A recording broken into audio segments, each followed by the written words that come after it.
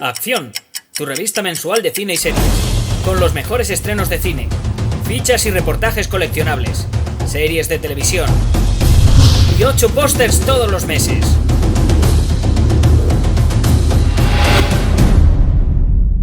Búscala en tu kiosco. Vale, pues allá vamos con el vídeo de repaso a lo mejor del año, a las 10 mejores películas del año. A ver, tengo que decir que está bastante fácil este año, es decir, no plantea una gran dificultad elegir las mejores películas que vamos a tener este año. Me voy a sentar bien porque estoy aquí como incómodo, es una cosa molesta.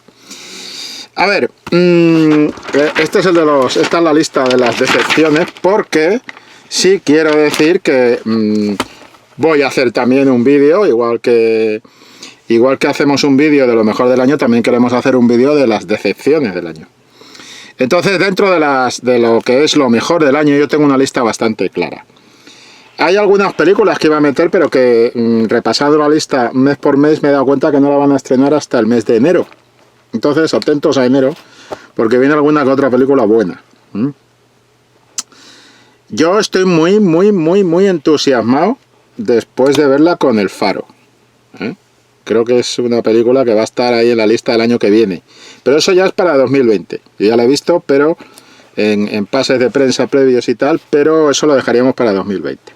Ahora bien, de las que son de 2019, y tengo que aclarar una cosa, algunas de las que van a aparecer aquí, es posible que pertenezcan al año 2018, porque algunas se estrenan un poco más tarde, tanto en esta lista como en la lista del vídeo de decepciones, que por supuesto podréis ver también en esta página de la revista Acción Cine. Y tengo la chuleta, me he tomado mi tiempo, he tardado un tiempecito en repasarme todos los estrenos del año 2019, y aquí tenemos pues las que son para mí las más significativas, las mejores de 2019, ¿vale? Voy a leer primero la lista de las que creo que son las mejores de este año, y después ya, si queréis, pues repasamos algunas de las que también creo que son recomendables, pero que, digamos, no estarían a la altura de las que son las principales, ¿no? Por decirlo así. A mí me sale la primera, Joker, Todd Phillips, Joaquín Phoenix, una película que podemos pensar que es más de actor que de director, pero que indudablemente es el binomio de los dos lo que opera para crear esta película, que para mí es una de las mejores y la mejor del año, por lo que estoy viendo aquí, por lo que estoy viendo de la lista. Para mí es la mejor del año, Joker, de Todd Phillips. Y no solo porque le haya dado una vuelta al personaje, ni a las adaptaciones al cómic, ni que sea adulta, ni que sea muy referencial, ni que es un homenaje a todo el cine de los 70 y tal. No, es que es buena, es que es muy buena. Es que es muy buena y nos ha permitido salir de una especie de círculo vicioso que había en lo que eran digamos, los traslados de personajes del cómic en general. Superhéroes, no superhéroes, adulto, no adulto, al cine. Y creo que es una buena película. Y creo que recupera códigos y claves que son plenamente cinematográficas. Y con un trabajo de puesta en escena y demás bastante notable. Además es llamativo, ha sido por supuesto un taquillazo, más de 1.000 millones de recaudación y demás. Es llamativo cómo es una película que ha conseguido poner de acuerdo, lo cual no es especialmente importante, pero es significativo, es llamativo, a crítica y público, pero no a crítica y público, sino a crítica, a la mayor parte de la crítica. Siempre hay algún escéptico y tal, que le vamos a hacer. Hay gente que ha llegado a decir que era una película peligrosa, que era una película, que yo no lo niego, que tenga su peligro, pero que era una película tóxica, dañina. Bueno, eso ya me parece pasarse mucho. Cuidado, que por ese camino acabamos metiéndonos en las censuras, y después de la censura ya sabemos lo que viene. Cuidadito con esas cosas. Pero me llama la atención cómo ha puesto de acuerdo a casi toda la crítica y a la mayor parte del público de distintos gustos, ¿no? Y como es una película que de alguna manera ha unificado otra vez lo que es el placer por el cine, un cine de entretenimiento, pero no pasa nada, es decir, vamos al cine a entretenernos la mayoría de nosotros, no es un cine de introspección y reflexión, pues no, miren, no, es un cine de entretenimiento, y como ha conseguido poner de acuerdo, pues eso, a la mayor parte de la gente que va al cine a entretenerse, a consumir evasión y entretenimiento, siendo además una muy buena película, porque el cine de entretenimiento está repleto de obras maestras. No nos engañemos, ¿de acuerdo?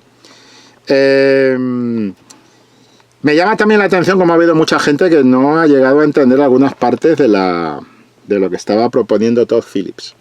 A todo esto me voy a poner las gafas porque me estoy viendo en la pantalla, no es que me esté viendo, es que no me estoy viendo nada. Lo único que veo es un bigote y poco más. Así que, si me permite, me voy a cascar las gafas y así ya parece que la cosa está un poquito más coherente.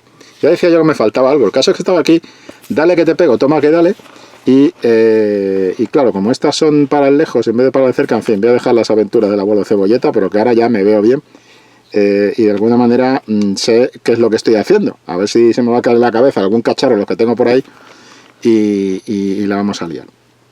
Por cierto, aprovecho para saludar a algunos lectores que me han dicho que el caos en el que habito les produce estrés.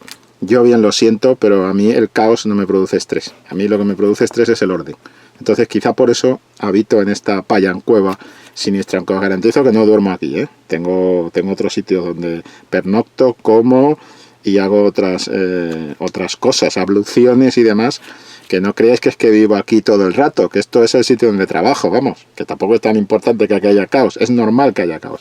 Está trabajada la habitación. Bueno, volviendo a los mejores del año, Joker como rey absoluto, no solo de la taquilla, sino eso, de poner de acuerdo a la gente, crítica y público, en lo que es para mí, una de las mejores películas que hemos visto en los últimos años, dentro de ese cine, digamos, de entretenimiento y demás. Después, pues miren, hay otras candidatas muy claras. Para mí la segunda sería Parásitos, de Bong Joon-ho. O de Jon Ho-bong, como prefieran ustedes. A mí me da igual. Me da igual porque me da igual. No pretendo ir de conocimiento de la cultura coreana y nada de esto. Pero la película Parásitos es muy buena y está ahí con Joker. Curioso que ambas tienen muchas cosas, no digo en común, pero sí muchas cosas que nos hablan de la sociedad en que vivimos. Cada cual a su manera, por un lado Joker y por otro lado Parásitos, nos están hablando de en qué mundo nos movemos. O sea, que esto que he dicho antes de cine de entretenimiento no es peyorativo en absoluto. Ya digo, el cine de entretenimiento tiene obras maestras. Para mí estas dos lo son. Y a pesar de ser cine de entretenimiento, pues tiene la capacidad de decir, sí, bueno, sí, esto está muy bien, esto te está contando una historia, son películas entretenidas, con buen ritmo, con buena construcción de personajes, hechas para entretener. Pero además te están dando un dibujo del mundo en que vivimos muy, muy, muy, muy interesante para reflexionar. De manera que no son películas de introspección, pero yo sí diría que en el caso de Joker y en el caso de Parásitos son películas para reflexionar, películas para reflexión. En esa misma línea diría que nos encontramos con, voy a ir marcando las que voy diciendo, nos encontramos con, para mí, dos películas españolas que merecen estar entre las mejores de este año, sin duda alguna, que además van a competir en los Goya. La primera es Quien a hierro mata, de Paco Plaza, con un Luis Tosar magnífico como siempre, pero que en este caso además tiene mucho papel al que hincarle el diente y con el que trabajar. Y yo creo que es uno de los firmes candidatos a Goya este año, premio Goya este año. Quien a hierro mata, de Paco Plaza. ¿Qué pasa? Que es un año muy competido, porque junto con esta, para mí otra de las campeonas de este año, otra de las imprescindibles de 2019 es Mientras dure la guerra, de Amenábar. Mientras dure la guerra, con un Carra Elejalde igualmente gigantesco, que pues es, digamos, un actor que encuentra en el papel de Unamuno, en el personaje de Unamuno, encuentra para mí el que creo que es el personaje de su vida. Está muy bien. Y después está Eduard Fernández, con ese "yo ahí lo dejo", que casi se podría convertir en frase mítica para hacerse camisetas y demás. Bueno, pues tenemos estas 4 de arranque. Y estas 2, Quien a hierro mata, mientras dure la guerra, 2 películas españolas, junto con Joker y Parásitos, son ese cine que es cine para reflexionar, que propicia la reflexión del espectador, lo cual también está muy bien y siempre es muy útil. Por supuesto, después hay que meter, porque es imprescindible que esté aquí, es lógico y perfectamente legítimo, El Irlandés. El Irlandés de Martin Scorsese no solo no ha defraudado a los incondicionales del director, que son muchos, sino que además ha demostrado que este señor todavía tiene mucho cine dentro y tiene mucha capacidad para, jugando en el territorio que él mejor domina, con todo este cine de mafia y tal, aunque realmente, como dice un alumno mío, Antonio, quizá le otorgamos a la etiqueta cine de mafia demasiado protagonismo dentro. O sea, que parece que Scorsese solo ha hecho cine de mafia. Scorsese ha hecho otras muchas cosas, otras muchas películas, y ni siquiera es el director que más películas de mafia ha dirigido. Entonces, bueno, con todo y con eso, El Irlandés está en su territorio, donde ha sacado de alguna manera mayor producto. No olvidemos que, por ejemplo, Toro Salvaje no es una película de mafia, y es una de las grandes de Scorsese. Y Scorsese, además, con un reparto de lujo para esta película, con una película de 3 horas y media que no se notan, y con una película que, evidentemente, con ese reparto, con un argumento bastante interesante sobre la historia de Hoffa y de la desaparición de Jimmy Hoffa y demás, que fue un caso clásico de intriga y mafia en la historia reciente de Estados Unidos, relativamente reciente de Estados Unidos, y que ha sido además varias veces llevado al cine. Pues nos encontramos con pues lo que podríamos llamar vulgarmente un peliculón. O sea, El Irlandés de Scorsese tiene que estar en todas las listas, o debería estar en todas las listas de las mejores de 2019, casi de forma obligatoria. Yo diría lo mismo de Érase una vez en Hollywood, de Quentin Tarantino. Es otra de las campeonas de este año, Érase una vez en Hollywood. Para mí es una de las mejores películas de Tarantino. Me sigue gustando. Sigo poniendo en primer lugar Reservoir Dogs, por su simplicidad, por su sencillez, pero por una falsa sencillez que además es muy compleja, mucho más compleja de lo que parece Reservoir Dogs.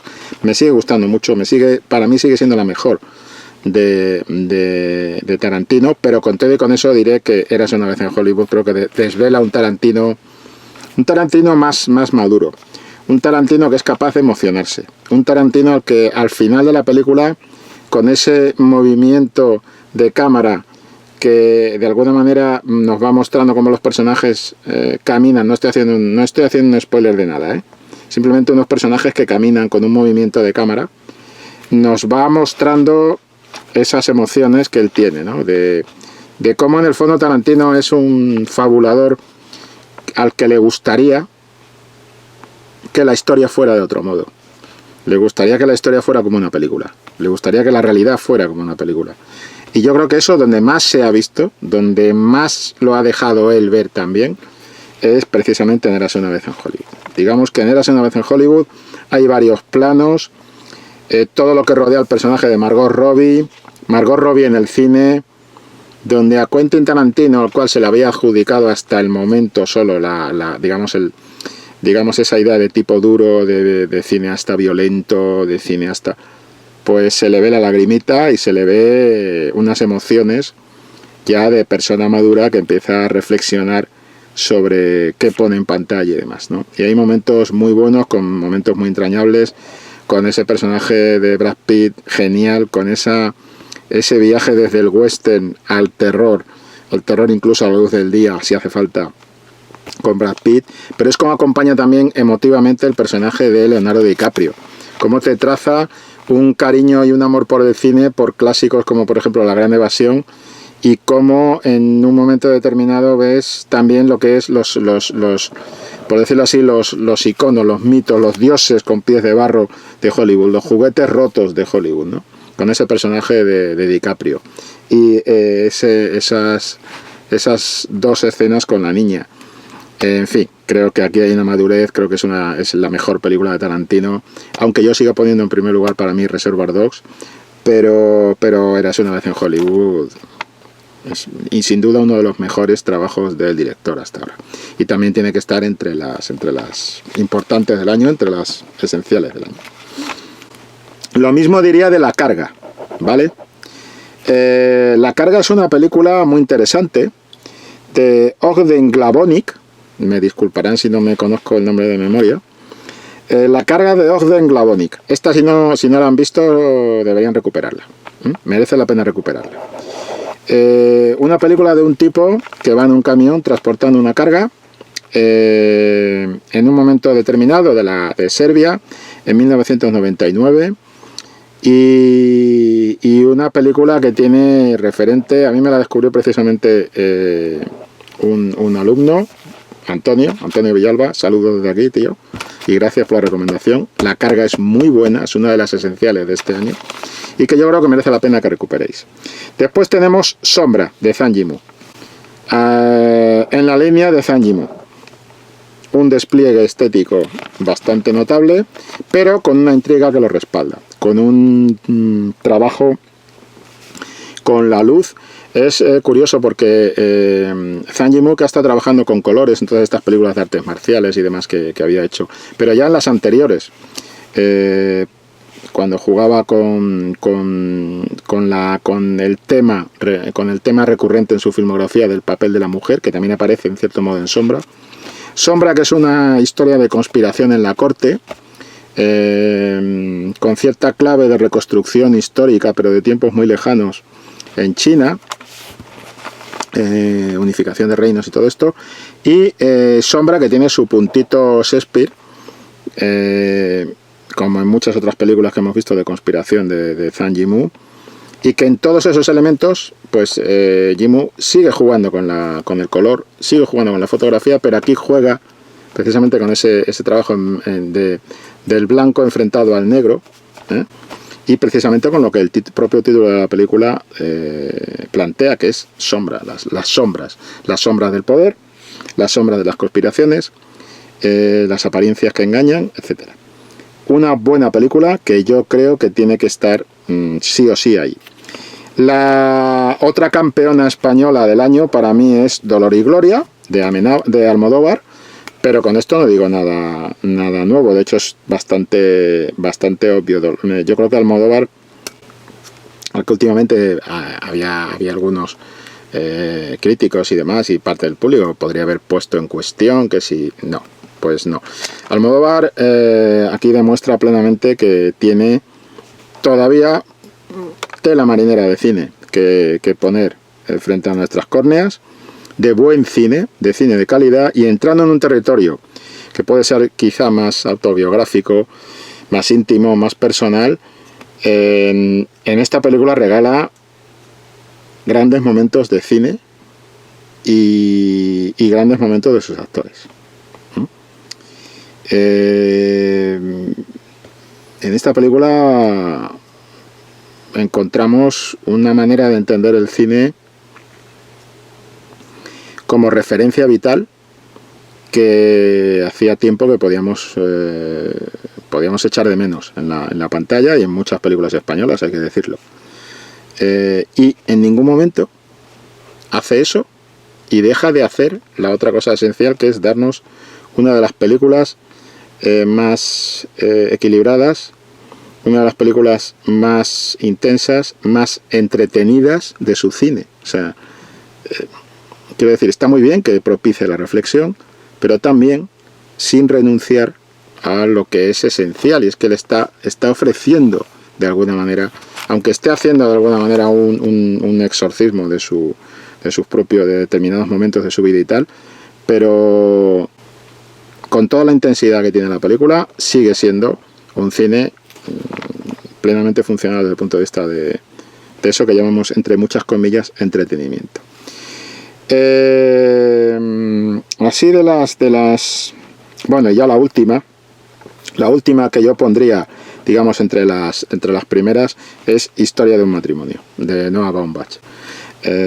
Historia de un matrimonio, Adam Driver, Scarlett Johansson, es de estas películas donde, digamos, saben ustedes que nos llegan un montón de películas con historias románticas a lo largo del año, y con historias de amor y desamor, y sobre sentimientos y emociones. He estado hablando hace 2 segundos de Dolor y Gloria, que estaría un poco en esa línea, pero fíjense, es que Historia de un matrimonio es la campeona del tema romántico de este año, diría yo.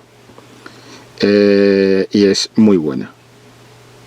Noah Baumbach ha conseguido coger un tema que es carne habitual de telefilme, de melodrama barato, de cutrerío casposo, emocional y sentimentaloide y llorón, y moñas, y coge todo eso y demuestra y dice, no, un momento, tenemos toda una tradición literaria de tocar esto de una manera madura, y de tocar este tipo de cuestiones de una manera sólida, y de una manera que, pues eso, que estimule un poco a reflexionar y que estimule a replantearse cosas.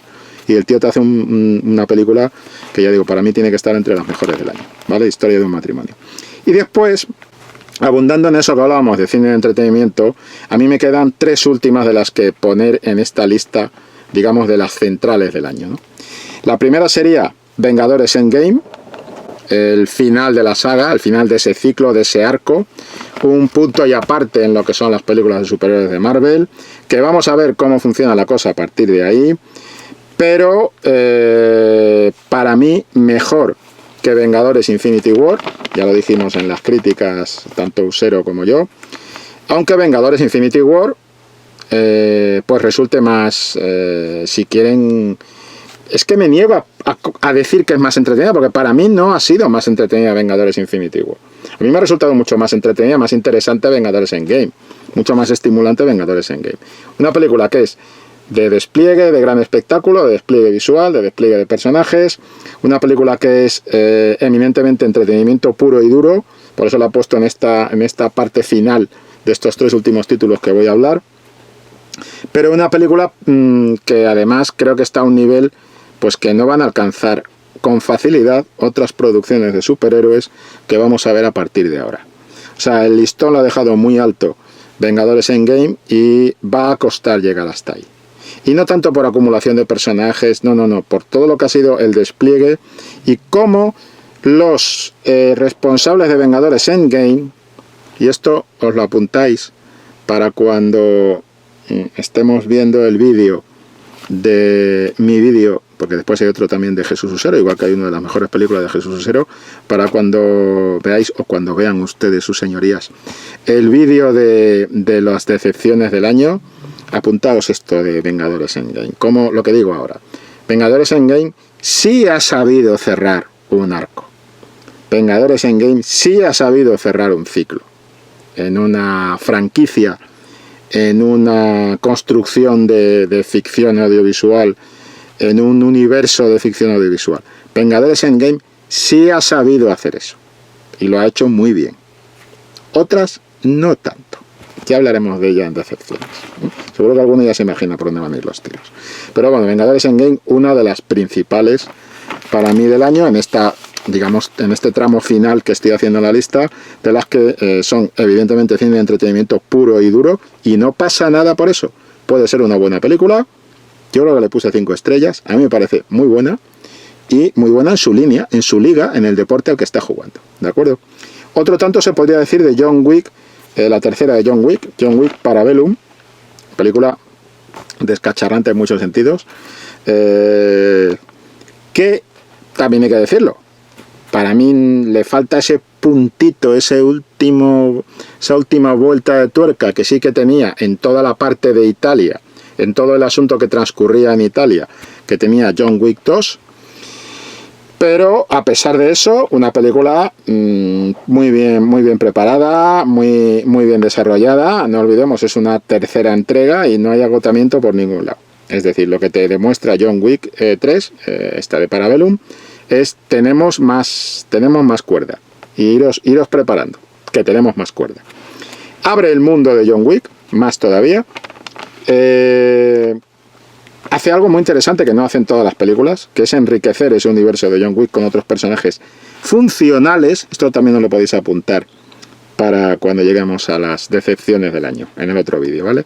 Personajes que sí, que yo incorporo personajes, pero que esos personajes tengan un desarrollo, una función y tal. Por ejemplo, la incorporación de Halle Berry en esta película merece que ella tenga su propia saga, por lo menos si no saga, que ya quizás sea exagerado, pero sí su propia película, como protagonista. Los perros, a mí me encantan los momentos de los perros. La acción, como siempre, genial y muy bien desarrollada. Y otra película de entretenimiento como Vengadores Endgame, plenamente funcionando a tope y perfectamente conciliada consigo misma y con cuál es su función, que su función es entretener y desparramar y disparatar, pero hacerlo de una manera espectacular y sólida, coherente y sostenida, y sabiendo, en cierto modo, jugar la carta de la autoparodia y tener su capacidad para reírse de sí mismo. Y hablando de reírse, ya para terminar, otra película que para mí ha sido una de las gratas sorpresas, que es Puñales por la espalda, de Rian Johnson. De Rian Johnson, el odiado Rian Johnson por muchos de los aficionados seguidores de Star Wars, por aquello de los últimos Jedi, pero que en esta película este hombre pues se dedica a coger la fórmula de las novelas estas de tipo Agatha Christie, estas novelas de intriga, detectivesca, de quién lo hizo, de intriga en cuarto cerrado, quién ha matado al personaje de turno y demás, y la desarrolla con una gracia y con una capacidad para generar situaciones de autoparodia del género genial, y con una Ana de Armas vamos, estupenda en la película, porque rodeada de un reparto de actores, pues hombre, potente, ella domina la situación completamente, aunque le den poco espacio al principio, que eso es un hándicap, quiero decir, no es su personaje no está con peso en el principio de la película, va apareciendo Jamie Lee Curtis, Daniel Craig, Don Johnson está estupendo en esta película, en fin. Pero en el momento en que su personaje empieza a despegar, en el momento en que su personaje empieza a tener territorio donde moverse y desarrollarse, ella empieza a dominar. Pero empieza a dominar con un poderío verdaderamente apabullante. Y aparte de eso, Rian Johnson te cubre toda la película de guiños, hasta Juego de Tronos, hace prácticamente lo que quiere, con un argumento que en el fondo sí que es una historia de intriga y de quién lo hizo y de intriga en cuarto cerrado, pero que va satirizando todo esto del juego tipo Cluedo, ¿no? O sea, de estas novelas, incluso es capaz de reírse hasta tal punto de la propia fórmula que está aplicando, pero con gracia, o sea, con inteligencia, de una manera coherente y madura, pues por ejemplo poniendo imágenes, incorporando imágenes a la película de Se ha escrito un crimen, de la serie Se ha escrito un crimen. O sea, que tiene, para mí es una de las películas, una de las gratas sorpresas del año para ir y pasarse un rato muy divertido viéndola en el cine. Y estas serían las digamos, las destacadas del año, cada una en su línea, pero ya digo, propiciando esa idea de sí, es un cine de entretenimiento, pero en la mayor parte de ellas también es un cine para reflexionar sobre los asuntos que aborda. Y vista esta lista, que son, como digo, las principales, yo quería leeros una lista de otras que me parece que son interesantes y que a lo mejor pues os pasaron por alto y a lo mejor merece la pena que recuperéis, o que recuperen ustedes, sus señorías. A ver, la primera, aquí me quito la gafa porque ya hay que leer de cerca y ya la cosa es. La primera sería El vicio del poder, de Adam McKay, una película con Christian Bale y Amy Adams. Siempre requiere por lo menos echarle un vistazo. El vicio del poder, el vicio del poder. El precio del poder es la del amigo Brian De Palma con Al Pacino, no es eso. El vicio del poder. El vicio del poder es la película política del 2019. Es la película que de alguna manera pues juega esa baza también de tinte de caso real, de hechos reales, de semi-biográfica, etcétera. Y pues bueno, tienes también su juego de intriga y demás, con el típico despliegue de Christian Bale cuando se pone en plan Terminator a construir un papel, ¿no? En plan también Robert De Niro, si ustedes quieren, ¿no? si vosotros queréis. Entonces ese es el tema. Después hay otra que sería la favorita. La favorita de Yorgos Lanthimos. A ver, le han caído al director de todo, han dicho, te has comercializado, te has convertido, algunos han dicho, eres un sicario ya de los estudios de Hollywood, tal. Bueno, no nos vengamos tan arriba, no nos vengamos tan arriba, no es para tanto. Para empezar, Olivia Colman está genial en la favorita, para mí es una de las mejores películas del año, aunque no la ponga entre las esenciales principales, entre las más potentes, pero bueno.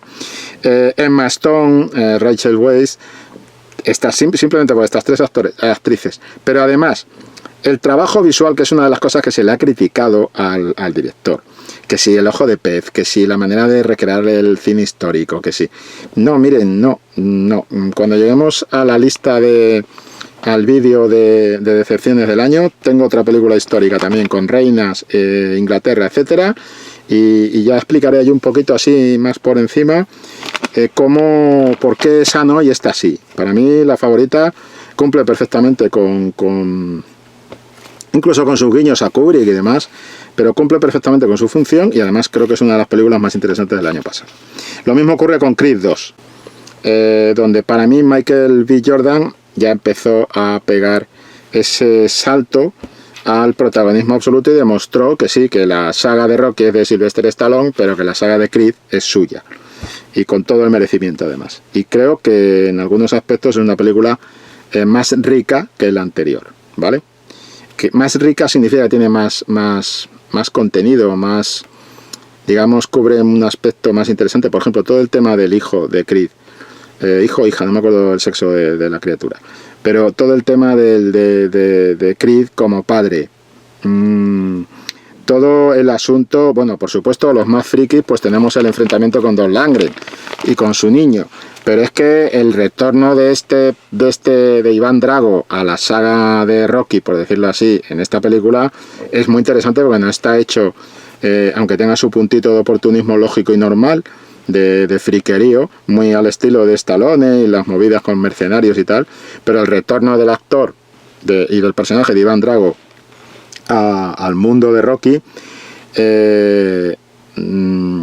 no se limita a ser eso, sino que encima profundizan y le dan un peso al personaje que no tuvo en Rocky 4, ¿vale?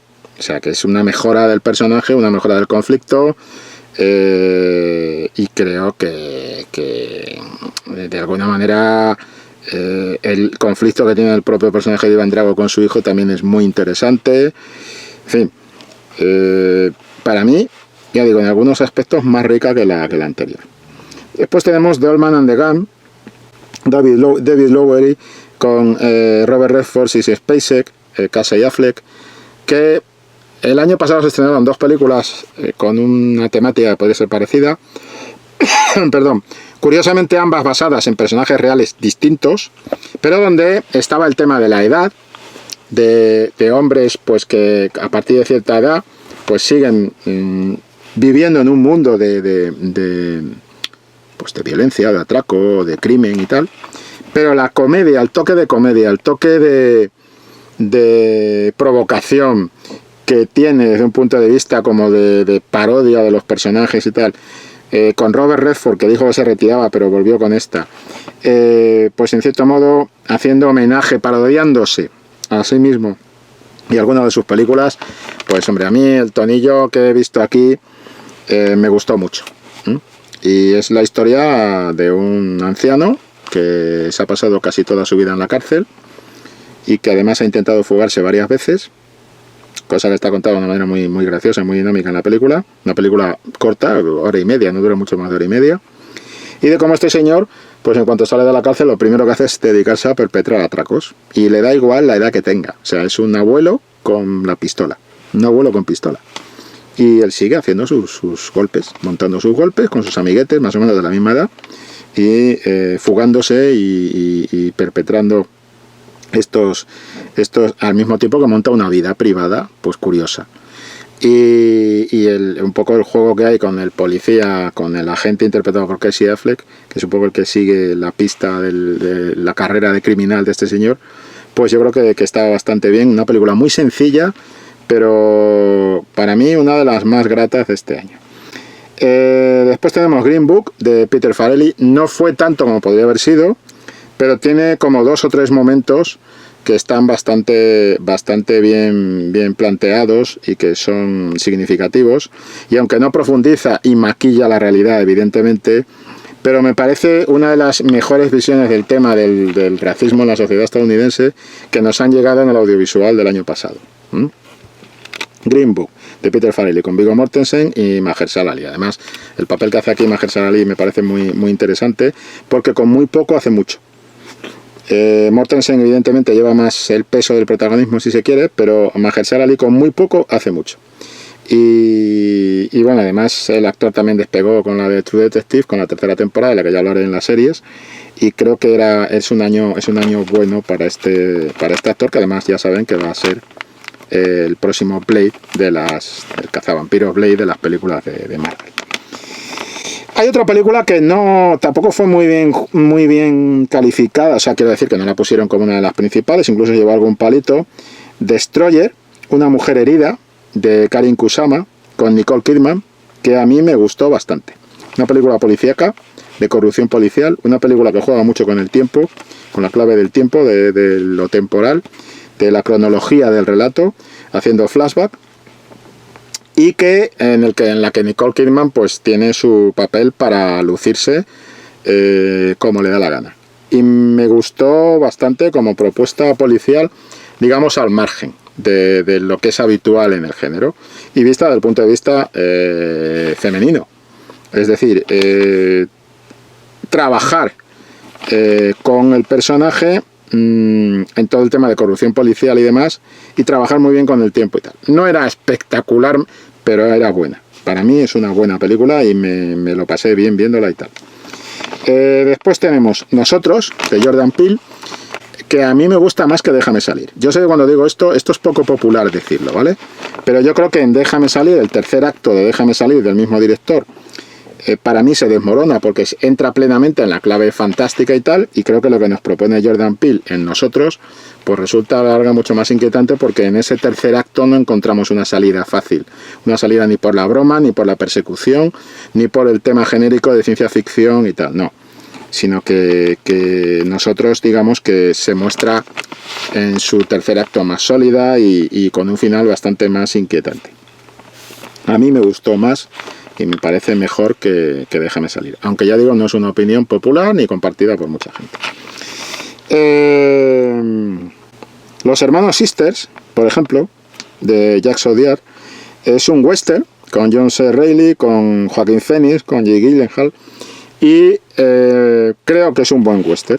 Es una buena, no reinvención, pero sí una buena revisión del western y de claves del western en un género, digamos, al que se le quiere otorgar un poco más de riqueza desde el punto de vista de desarrollo de los personajes, conflictos y demás. Me parece que es una película que merece la pena. Rocketman, pues para mí, fue el musical más interesante del año pasado.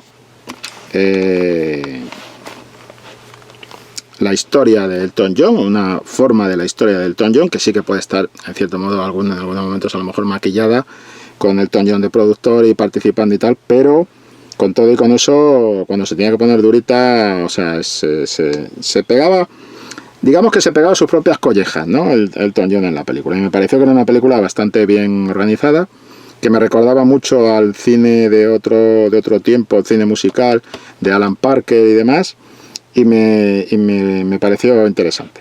Después hay una película sobre el periodismo, La corresponsal, de Matthew Heineman, con Rosamund Pike. Rosamund Pike, basada en caso real, en hecho real, en personaje real, la historia de una corresponsal que conoció un montón de conflictos y que, digamos, pues va recorriendo un poco, dejando las distintas intervenciones de esta mujer a nivel informativo en distintos conflictos que han marcado tanto nuestro pasado reciente como, en cierto modo, la actualidad, ¿no? Y una buena película sobre corresponsales de guerra. Para mí, una de las mejores películas que he visto sobre corresponsales de guerra, tomando en cuenta, o sea, no buscando héroes, no edificando héroes, sino tomando en cuenta también el golpe de la guerra sobre la población civil. Y cómo realmente al final los verdaderos héroes, si es que hay algunos en una guerra, que siempre hay, pero quiero decir, los verdaderos héroes son la gente común y corriente a las que la guerra se les viene encima y les destroza la casa, la vida, los hijos, los padres, los hermanos y todo. Eso lo tenía en cuenta esta película y a mí me parecía interesante cómo abre ese punto de vista, aunque sea brevemente, a lo que es el efecto de la guerra sobre la población civil. Y me gustó bastante La corresponsal en esa línea. Después, en clave más de evasión, El hijo, que es una buena fórmula, no es nada nuevo, está abordado en los cómics muchas veces, pero por ejemplo imagínense pues una visión terrorífica de la figura de Superman y de los superhéroes en general. Bueno, pues eso es lo que hace El hijo, con unas claves que dice, bueno, sí, lo que hace el director es, te cojo la fórmula de superhéroes, utilizo los personajes de la fórmula de superhéroes y me los llevo a la fórmula de terror. Bueno, como hibridación de género me pareció curiosa. Muy divertida también en clave de terror, pero en plan de autoparodia y digamos haciendo un homenaje al original. Y esta es una de las que hay que verlas en versión original por la voz de Mark Hamill, es Muñeco Diabólico. Muñeco Diabólico es bastante divertida y es, creo que es un llámenlo como quieran, remake, reboot, a mí ya me da igual. Todo esto de la fórmula me tiene un poco cansado. Pero bueno, es una nueva versión que merecía la pena hacerla. Y que merece la pena verla porque te pasas un rato divertido. En esa misma línea de parodia, aunque no todo el mundo entendiera los chistes y quizá en algún caso el director, pues en eso se quedara un poco, digamos, a lo mejor lejos del público más millennial, pero muy recomendable Los muertos no mueren, de Jim Jarmusch. Una comedia sobre un estallido de apocalipsis zombie en una localidad americana, haciendo el repaso de todas las características habituales de este tipo de historias. Ya vamos terminando. Toy Story 4 me pareció una película bastante competente, teniendo en cuenta que es la cuarta entrega. Mostraba una vitalidad y una capacidad para generar situaciones que no van a ser novedosas después de 4 películas, pero que pueden ser divertidas y que en cierto modo sí que abren otras posibilidades a los paisajes por los que se desplazan los muñecos y demás. Ad Astra es una película que yo creo que se vendió mal en la publicidad y que prometía una cosa que no era realmente así, no era Brad Pitt 007 en el espacio, ni mucho menos, pero una película que a mí me parece una de las curiosas del año pasado y que merece la pena defenderla, ¿vale? Aunque sé que le han caído muchos palos y que hubo gente que se enfadó mucho porque querían que iban a ver otra cosa.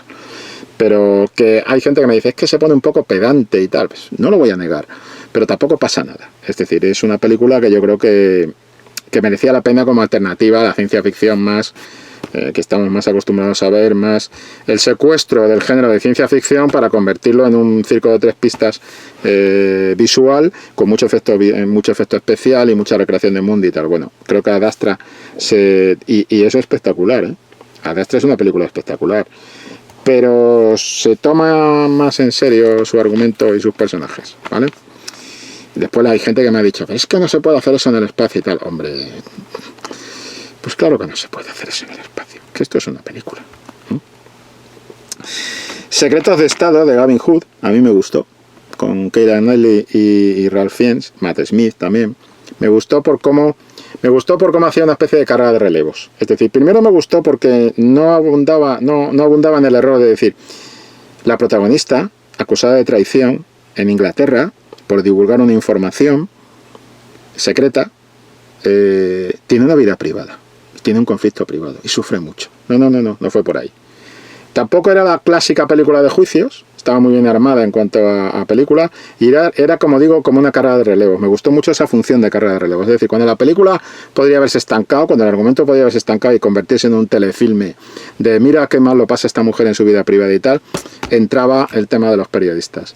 Y cuando parecía volver a estancarse y volvíamos otra vez a la vida de ella y tal, entraba el tema de los abogados con Ralph Fiennes, con el personaje Ralph Fiennes. Y a partir de ahí, pues yo creo que la cosa funcionaba bastante bien. Creo que es una buena película, aunque conozcas el desarrollo, de intriga y tal.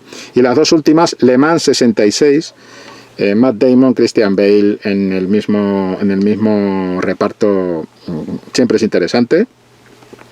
Y el tema de Le Mans 66 es muy curioso, sobre todo para los que somos unos fricazos de los cochecitos y demás, ¿vale? Admito mi pecado, si lo es.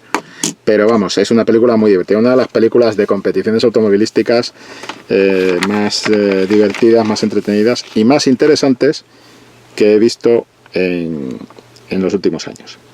Y finalmente, Los Miserables. Los Miserables es una película de historia policial dentro de digamos, de un barrio marginal, pero que utiliza esa clave policial callejera, con su puntito de abuso de poder y demás, para dar hueco, abrir voz a los personajes, a los vecinos que viven en esos barrios marginales, muchos de ellos derivados de la emigración y demás. Y pues a pesar de todo, pues tiene su... A mí me gusta mucho, por ejemplo, la manera en la que maneja es equilibrar esas dos ideas. La idea de, no es que quiera ser denuncia, pero sí que tiene una voz que denuncia, y no es que quiera ser policíaca, pero sí que tiene una base de película policíaca callejera, con persecuciones y demás, y cómo maneja todo eso dentro del género para mostrarnos una sociedad francesa que no es tan idílica como nos puede aparecer en otro tipo de largometrajes, ¿no? Esa otra visión de Francia y esa otra visión de los barrios marginales, y cómo en esos barrios marginales está generando una forma de cultura multicultural, digamos, divergente de la que se puede dar en las grandes ciudades, en los núcleos urbanos de este siglo XXI, ¿no? Y además con un final, con un paranálisis que me gustó mucho, porque dices, oye, llega hasta aquí, este es el tema. Bueno, pues estas serían las que yo así veo de las que se podrían recomendar del año pasado. Y las que no están, no están. Yo sé que me vais a decir, ¿se te ha olvidado poner esta? No, no se me ha olvidado. Os prometo que he repasado los estrenos semana por semana. Si no está, es que no está. Si no está en esta lista o no está en la lista de las decepciones, que yo considero que no tiene que estar, y también esto es una cuestión de opinión, criterio, pero de opinión, y las que no están, no están, ¿vale? Por ejemplo, y con esto termino, para mí Spider-Man Homecoming no es una decepción, no merece estar entre las decepciones, no la vais a oír allí en el otro vídeo, pero tampoco diría que es una de las más rescatables del año pasado. Lo siento, título personal, a mí me pareció, no la pongo como decepción, pero sí que frente a la primera es inferior, y coge un camino, pues que bueno, que no, el personaje de Misterio, pues no, es un puntito, y tenéis críticas, y supongo que os habréis leído si no seguís y demás. No me acaba de esto, ¿vale? Lo digo porque este caso concreto es el de Spider-Man Lejos de Casa, perdón, he dicho Homecoming, me he equivocado. Spider-Man Homecoming sí me gustó mucho. Spider-Man Lejos de Casa, la segunda parte, que es la que pertenece a este año del que hemos hablado, pues no me acabo de convencer. Pero no creo que tenga que estar en decepciones, no creo que sea mala. Ocurre que creo que no es tan buena como debería ser, y que de luego no de alguna manera no está a la altura de la primera, y por lo tanto tampoco la pongo en esta lista porque sería un absurdo. Y lo dejo aquí, que ya llevo muchos minutos y me van a echar la charla. Venga, nos vemos, hasta luego. Acción, tu revista mensual de cine y series, con los mejores estrenos de cine, fichas y reportajes coleccionables, series de televisión y 8 pósters todos los meses.